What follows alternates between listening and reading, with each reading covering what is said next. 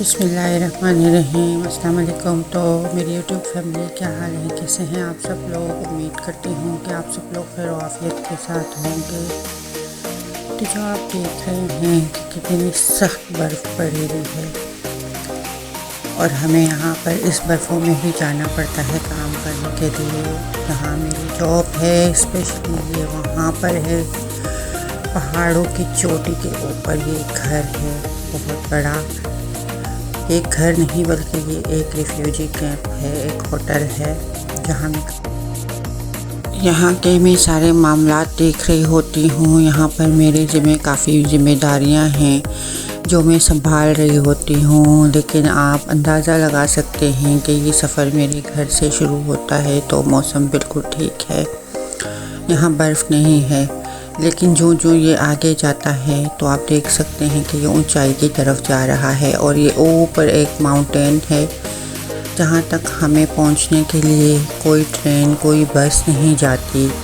हाँ, मैं अपने घर से जब निकलती हूँ तो मैं एक बस लेती हूँ, फिर उसके बाद मैं एक ट्रेन लेती हूँ, फिर उसके बाद मैं ले ओजनेफे एक जगह है वहाँ तक पहुँचती हूँ बाई ट्रेन।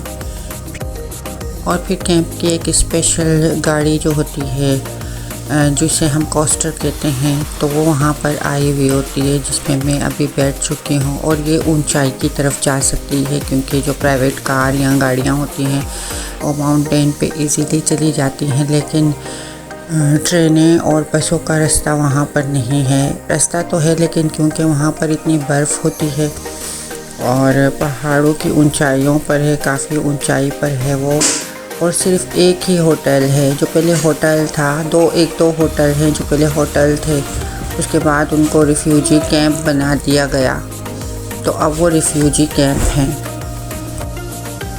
तो इस ही रिफ्यूजी कैंप बल्कि 2-3 और भी रिफ्यूजी कैंप हैं यहाँ पर जहाँ से मैं काफ़ी स्ट्रगल करके अपने घर तक पहुँची हूँ।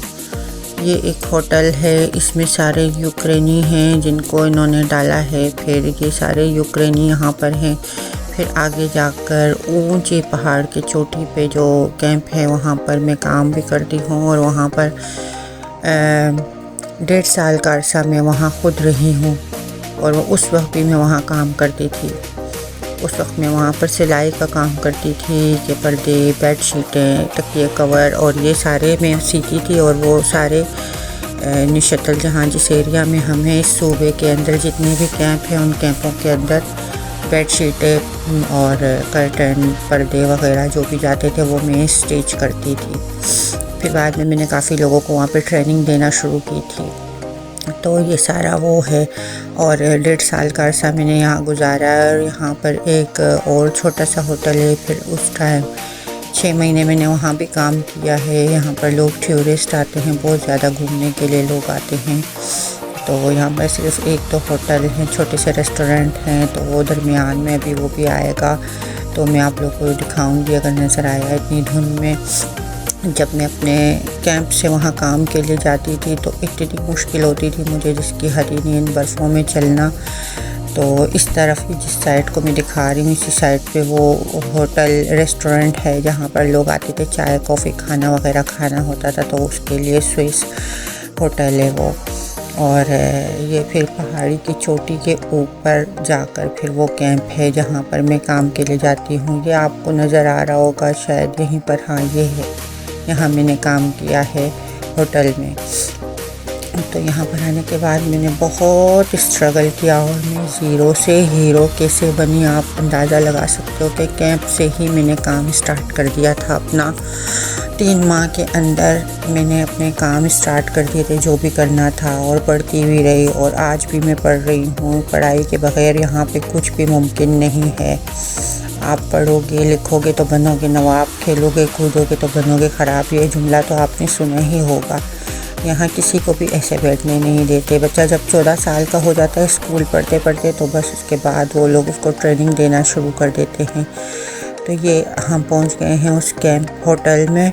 आप देख रहे हैं गाड़ियाँ और इसके अंदर सारे ऊपर नीचे रूम बने हुए हैं और ये नीचे मेरे जो स्टोर है ये मैं चला रही हूँ और इसके अंदर की सारी जिम्मेदारियाँ मैं निभा रही हूँ। और बाहर आप बर्फ़ देख सकते हैं, इतने बर्फ़ों के ऊपर जो है ना ये एक कैंप बना हुआ है और यहाँ से लोगों को इसलिए यहाँ रखते हैं ताकि लोग जो है ना आसानी से शहर में जहाँ आ ना सके, थोड़ी सख्तियों में रखते हैं। फिर उसके बाद उनको सिखाया जाता है कि किस तरह इस मुल्क में रहना है और बहुत कुछ। तो यहाँ हमने सब कुछ सीखा और आज हम ज़ीरो से हीरो बन चुके हैं। तो अल्हम्दुलिल्लाह अब अपना ही मेरी मिसाल दुनिया में कायम होगी। क्यों यहाँ इन बारिशों को एंजॉय कर रही थी। फिर मैं इतनी सख्त बारिश पड़ी हुई है कि रुकने का नाम ही नहीं। पर शुक्र है अल्लाह पाक का रहमत बरसती ही रहे, खैर की हो जो भी हो बारिश। और आप लोग का बहुत शुक्रिया, चैनल को सब्सक्राइब करें, देखें, अपना प्यार दें और मुझसे प्यार लें, बहुत शुक्रिया।